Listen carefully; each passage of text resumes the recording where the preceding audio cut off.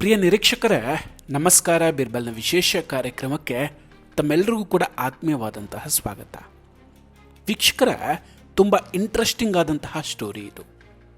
Interesting ಅನ್ನೋದಕ್ಕಿಂತ ಆತಂಕ ಪಡಬೇಕಾದ story. ಯೋಗಿಜಿ ಜಾಗಕ್ಕೆ CIA ಏಜೆಂಟ್ ಒಬ್ಬ ನಿಗೂಢವಾಗಿ ಬಂದಿದ್ದ. ಅದೇ ಟೈಮಲ್ಲಿ ಗಡಿಯಲ್ಲಿ ರಹಸ್ಯ ಸೇನೆಗಳು ಕೂಡ ಜಮಾವಣೆ ಆಗಿರುತ್ತೆ. ಇದರಲ್ಲಿ ಮಜಾ ಏನಂದ್ರೆ, ಸ್ವತಃ ಉತ್ತರ ಪ್ರದೇಶದ ಗ್ರಾಮಸ್ಥರೇ ಆತನನ್ನ ಹಿಡಿದು ಪೊಲೀಸರಿಗೆ ಒಪ್ಪಿಸ್ತಾರೆ. ರಾತ್ರಿ ಇಡೀ ಆತನ ಇಂಟ್ರೋಗೇಷನ್ ನಡೆಸಿದಾಗ ಬಯಲಾಗಿದ್ದು ಭಯಾನಕ ಕಥೆಗಳು. ಅಷ್ಟಕ್ಕೂ ಯಾರಾತ, ಯಾಕಾಗ ಉತ್ತರ ಪ್ರದೇಶಕ್ಕೆ ಬಂದಿದ್ದ, ಸಿನಿಮಾವನ್ನೇ ಮೀರಿಸುವಂತಹ ಆ ರೋಚಕ ಕಥೆಯನ್ನು ನಿಮ್ಮ ಮುಂದಿಡ್ತೀವಿ. ಅದಕ್ಕೂ ಮುನ್ನ ನೀವಿನ್ನೂ ನಮ್ಮ ಬೀರ್ಬಲ್ ಚಾನಲನ್ನು ಸಬ್ಸ್ಕ್ರೈಬ್ ಮಾಡಿಲ್ಲ ಅಂದರೆ ಈ ಕೂಡಲೇ ಸಬ್ಸ್ಕ್ರೈಬ್ ಮಾಡಿ ಹಾಗೂ ಬೆಲ್ ಐಕಾನನ್ನು ಕ್ಲಿಕ್ ಮಾಡಿ. ವೀಕ್ಷಕರೇ, ಭಾರತ ಮತ್ತು ನೇಪಾಳ ಗಡಿಯಲ್ಲಿರುವಂತಹ ಮಹಾರಾಜಗಂಜ್ ಜಿಲ್ಲೆಯ ಸನೋಲಿ ಅನ್ನೋ ಒಂದು ಪುಟ್ಟ ಗ್ರಾಮ. ಇಡೀ ಗ್ರಾಮದ ಜನ ಅವತ್ತು 6 ಅಡಿ ಎತ್ತರದ ಒಬ್ಬ ವಿದೇಶಿ ಪ್ರಜೆಯನ್ನು ಹಿಡ್ಕೊಂಡು ದನಗಳನ್ನು ಕಟ್ಟುವಂತಹ ಹಗ್ಗದಲ್ಲಿ ಆತನ ಕೈಕಾಲನ್ನು ಕಟ್ಟಿ ಪೊಲೀಸರಿಗೆ ಕಾಲ್ ಮಾಡಿ ಹೇಳ್ತಾರೆ. ಆ 6 ಅಡಿ ಎತ್ತರದ ವಿದೇಶಿ ಪ್ರಜೆ ಕೆಲ ದಿನಗಳಿಂದ ಅದೇ ಗ್ರಾಮದಲ್ಲಿ ಇದ್ದಂತೆ. ಗ್ರಾಮಸ್ಥರೊಂದಿಗೆ ಮಾತಾಡ್ತಾ ಕೇಂದ್ರ ಸರ್ಕಾರದ ವಿರುದ್ಧ ಅಲ್ಲಿನ ಜನರನ್ನ ಎತ್ತಿ ಕಟ್ಟಿ ಬಂಡಾಯ ಎಬ್ಸೋದಕ್ಕೆ ತುಂಬ ಪ್ರಯತ್ನ ಪಡ್ತಿದ್ದಂತೆ. ಅಲ್ಲ, ಇದ್ಯಾವುದೋ ಕೆಮ್ಮೂತಿಗೆ ಭಾರತದ ರಾಜಕೀಯ ಯಾಕೆ ಬೇಕು, ಮೋದಿಜಿಯ ವಿರುದ್ಧ ಯಾಕೆ ಎಲ್ಲರನ್ನ ಎತ್ತು ಕಟ್ತಿದ್ದಾನೆ ಅಂತ ಅನುಮಾನ ಮೂಡುತ್ತೆ ಎಲ್ರಿಗೂ. ಆತನ ಆಕ್ಟಿವಿಟೀಸನ್ನು ಗಮನಿಸ್ತಾ ಇದ್ದ ಗ್ರಾಮಸ್ಥರು ಕೊನೆಗೆ ದನ ಕರುಗಳನ್ನು ಕಟ್ಟುವ ಹಗ್ಗದಿಂದ ಕೈಕಾಲನ್ನು ಕಟ್ಟಿ ತುಂಬ ಒಳ್ಳೆಯ ಅತಿಥಿ ಸರ್ಕಾರವನ್ನು ನೀಡಿ ನಂತರ SSB ಯೋಧರಿಗೆ ಆತನನ್ನು ಒಪ್ಪಿಸ್ತಾರೆ. ಮೊದಲಿಗೆ ಆತ SSB ಯೋಧರ ಬಳಿ ತಾನು ಅಮೇರಿಕಾದ ನೌಕಾಪಡೆಯವನು ಅಂತ ಹೇಳ್ಕೊಳ್ತಾನಂತ. ಆಮೇಲೆ ರಾತ್ರಿ ಇಡೀ ಸರಿಯಾಗಿ ವಿಚಾರಣೆ ಮಾಡಿದ್ಮೇಲೆ ಈತ ಅಮೇರಿಕಾದ ಅತ್ಯಂತ ಶಕ್ತಿಶಾಲಿ ಪಡೆಯಾದಂತಹ ನೇವಿ ಸೀಲ್ಸ್ನ ಕಮಾಂಡೋ ಅನ್ನೋ ಸತ್ಯ ಅಲ್ಲಿ ಬಯಲಾಗುತ್ತೆ. ವೀಕ್ಷಕರೇ, ಈತನ ಬಳಿ ಯಾವುದೇ ಸರಿಯಾದಂತಹ ವೀಸಾ ಅಥವಾ ಪಾಸ್ಪೋರ್ಟ್ ದಾಖಲೆಗಳು ಇರೋದಿಲ್ಲ. ತನಿಖೆಯಲ್ಲಿ ಆತ ಕೊಡ್ತಿದ್ದ ಹೇಳಿಕೆಗಳು ತುಂಬ ವಿಚಿತ್ರವಾಗಿದ್ವು. ಆತನ ಪ್ರಕಾರ ಆತ ಥೈಲ್ಯಾಂಡ್ಗೆ ಹೋಗಿದ್ದಾಗ ಅಲ್ಲಿ ಅವನ ಪಾಸ್ಪೋರ್ಟ್ ಕಳೆದು ಹೋಗ್ಬಿಡ್ತಂತೆ. ಅಲ್ಲಿಂದ ಸಮುದ್ರ ಮಾರ್ಗದ ಮೂಲಕ ಹಡಗಿನಲ್ಲಿ ಶ್ರೀಲಂಕಾಗೆ ಬಂದಂತೆ.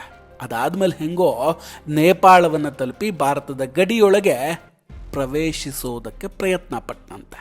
ವೀಕ್ಷಕರ, ಇಲ್ಲಿ ವಿಚಿತ್ರ ಏನು ಗೊತ್ತಾ, ಒಬ್ಬ ತರಬೇತಿ ಪಡೆದಂತಹ ನೇವಿ ಸೀಲ್ ಕಮಾಂಡೋ ತನ್ನ ದಾಖಲೆಗಳು ಕಳೆದು ಹೋದರೆ ನೇರವಾಗಿ ಅಲ್ಲಿನ ರಾಯಭಾರಿ ಕಚೇರಿಗೆ ಹೋಗೋ ಬದಲು ಇಷ್ಟು ಸುತ್ತಿ ಬಳಸಿ ಅಕ್ರಮವಾಗಿ ಭಾರತಕ್ಕೆ ಬಂದು ಇಲ್ಲಿ ಯಾಕೆ ನಿಲ್ಲಿಸಿದ್ದ ಅನ್ನೋದು ತನಿಖಾ ಸಂಸ್ಥೆಗಳಿಗೆ ತುಂಬ ದೊಡ್ಡ ಪ್ರಶ್ನೆ ಆಗುತ್ತೆ. ಇನ್ನೂ ಸರಿಯಾಗಿ ವಿಚಾರಿಸಿದಾಗ ಈತ ಕಳೆದ 6 ತಿಂಗಳಿಂದ ಭಾರತದ ಗೋವಾದಲ್ಲೇ ವಾಸವಾಗಿದ್ದ ಅನ್ನೋ ಸತ್ಯ ಬಯಲಾಗುತ್ತೆ. ಅಷ್ಟೇ ಅಲ್ಲ, ನವೆಂಬರ್ 2025ರಲ್ಲಿ ಶ್ರೀಲಂಕಾಗೆ ಬಂದಿದ್ದ ಅನ್ನೋದು ಕೂಡ ಬೆಳಕಿಗೆ ಬರುತ್ತೆ. ಆತ ತನ್ನ ಹಿಂದಿನ ದಾಖಲೆಗಳನ್ನು ಬೇಕು ಅಂತಲೇ ನಾಶ ಮಾಡಿರೋ ಬಗ್ಗೆ ಅನುಮಾನವೂ ಕೂಡ ಈಗ ಹುಟ್ಟುಕೊಂಡಿದೆ. ಅಷ್ಟಕ್ಕೂ ಈತನ ಹೆಸರು ಜೋರ್ಡಾನ್ ಬ್ರೌನ್. ಸದ್ಯ SSB ವಶದಲ್ಲಿದ್ದಾನೆ. ಇನ್ನೊಂದು ಶಾಕಿಂಗ್ ವಿಷಯ ಏನಂದರೆ, ಮ್ಯಾನ್ಮಾರ್ ಗಡಿಯ ಸಮೀಪ ಅನೇಕ ಅಮೆರಿಕನ್ ನಿವೃತ್ತ ಸೇನಾ ಅಧಿಕಾರಿಗಳು ಕೂಡ ಕ್ಯಾಂಪ್ ಹಾಕಿ ಕೂತ್ಕೊಂಡಿದ್ದಾರೆ ಅನ್ನೋ ವಿಷಯ ಈಗ ಬಯಲಾಗಿದೆ. ಹಾಗಾದ್ರೆ ಏನು ಮಾಡ್ತಿದ್ದಾರೆ ಇವರೆಲ್ಲ ಸೇರ್ಕೊಂಡು ಭಾರತವನ್ನು? ಎಂತಹ ಪಿತೂರಿ ನಡೆದಿದೆ ವೀಕ್ಷಕರೇ. ಈ ಹಿಂದೆ ವ್ಯಾನ್ ಲೈಕ್ ಮತ್ತು ಉಕ್ರೇನಿಯನ್ ಪ್ರಜೆಗಳು ಕೂಡ ಇದೇ ರೀತಿ ಭಾರತದಲ್ಲಿ ಸಿಕ್ಕಿಬೀಳ್ತಾರೆ ನೋಡಿ. ಇವರೆಲ್ಲರೂ ಕೂಡ ಫೈನಲಿ ಅಮೆರಿಕಾದ CIA ಸಂಸ್ಥೆಯೊಂದಿಗೆ ನೇರವಾಗಿ ಸಂಪರ್ಕವನ್ನು ಹೊಂದಿರ್ತಾರೆ. ಈಗ ಈ ಇಡೀ ಕಾರ್ಯಾಚರಣೆಯ ಹಿಂದೆ ಎರಿಕ್ ಪ್ರಿನ್ಸ್ ಅನ್ನೋ ವ್ಯಕ್ತಿಯ ಹೆಸರು ಕೇಳಿ ಬರ್ತಾ ಇದೆ. ಈತ ಅಮೆರಿಕಾದ ಮಾಜಿ ನೇವಿ ಸೀಲ್ ಅಧಿಕಾರಿ. ಈಗ ಮ್ಯಾನ್ಮಾರ್ನಲ್ಲಿ ಫ್ರಾಂಟಿಯರ್ ಸರ್ವಿಸಸ್ ಗ್ರೂಪ್ ಅನ್ನೋ ಕಂಪನಿಯನ್ನು ನಡೆಸ್ತಾ ಇದ್ದಾನೆ. ಈ ಕಂಪನಿಯಲ್ಲಿ 100 ಮಾಜಿ ಅಮೇರಿಕನ್ ಸೈನಿಕರು ಕೂಡ ಇದ್ದಾರೆ.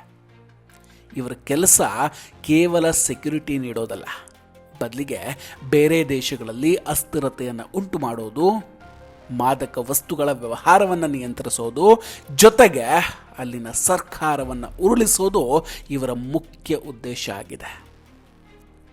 ಅಂದಹಾಗೆ ಈ ಏಜೆಂಟ್ಗಳು ಭಾರತಕ್ಕೆ ನೇರವಾಗಿ ಬರೋದಿಲ್ಲ. ಇವರು ಸಮಾಜ ಸೇವಕರು, NGO ಕಾರ್ಯಕರ್ತರು, ಜೊತೆಗೆ ಧಾರ್ಮಿಕ ಪ್ರಚಾರಕರ ವೇಷದಲ್ಲಿ ಭಾರತಕ್ಕೆ ಬರ್ತಾರೆ.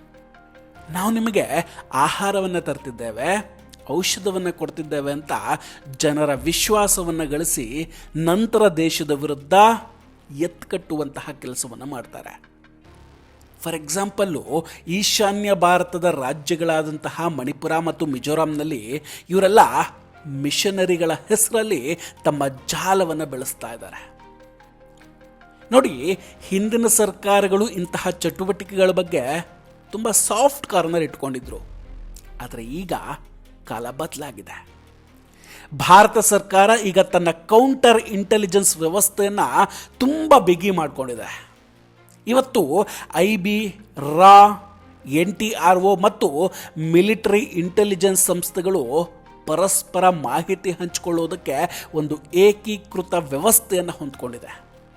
ಇದರ ಪರಿಣಾಮವಾಗಿಯೇ ಜಮ್ಮು ಕಾಶ್ಮೀರದಲ್ಲಿ ಭಯೋತ್ಪಾದನಾ ಚಟುವಟಿಕೆಗಳು 87% ಕಡಿಮೆ ಆಗಿದೆ. ವೀಕ್ಷಕರೇ, ಭಾರತದಲ್ಲಿ ಪ್ರವೇಶ ಕಷ್ಟ ಆದಾಗ ಇವರು ನೇಪಾಳ, ಶ್ರೀಲಂಕಾ, ಬಾಂಗ್ಲಾದೇಶಗಳನ್ನು ಬಳಸ್ಕೊಳ್ತಾ ಇದ್ದಾರೆ.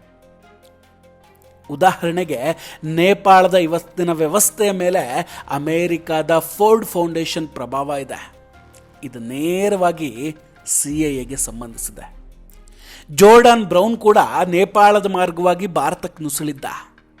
ಇವರು ಭಾರತದ ಒಳಗೆ ನಕ್ಸಲರು ಮತ್ತು ಇಸ್ಲಾಮಿಕ್ ಜಿಹಾದಿಗಳೊಂದಿಗೆ ಕೂಡ ಗುಪ್ತ ಸಂಪರ್ಕವನ್ನು ಹೊಂದಿದ್ದಾರೆ ಅಂತ ಹೇಳಲಾಗ್ತಾ ಇದೆ. ವೀಕ್ಷಕರೇ, ಭಾರತ ಇವತ್ತು ಜಾಗತಿಕ ಮಟ್ಟದ ಒಂದು ದೊಡ್ಡ ಶಕ್ತಿಯಾಗಿ ಬೆಳೀತಾ ಇದೆ. ಇದನ್ನು ತಡೆಯೋದಕ್ಕೆ ಅಮೇರಿಕ ಮತ್ತು ಇತರ ವಿದೇಶಿ ಶಕ್ತಿಗಳು ನಿರಂತರವಾಗಿ ಪ್ರಯತ್ನವನ್ನು ಪಡ್ತಾನೇ ಇದೆ. ಆದರೆ ಭಾರತದ ವೈವಿಧ್ಯತೆ ಮತ್ತು ಸಂಸ್ಕೃತಿಯೇ ನಮಗೆ ದೊಡ್ಡ ರಕ್ಷಣೆ.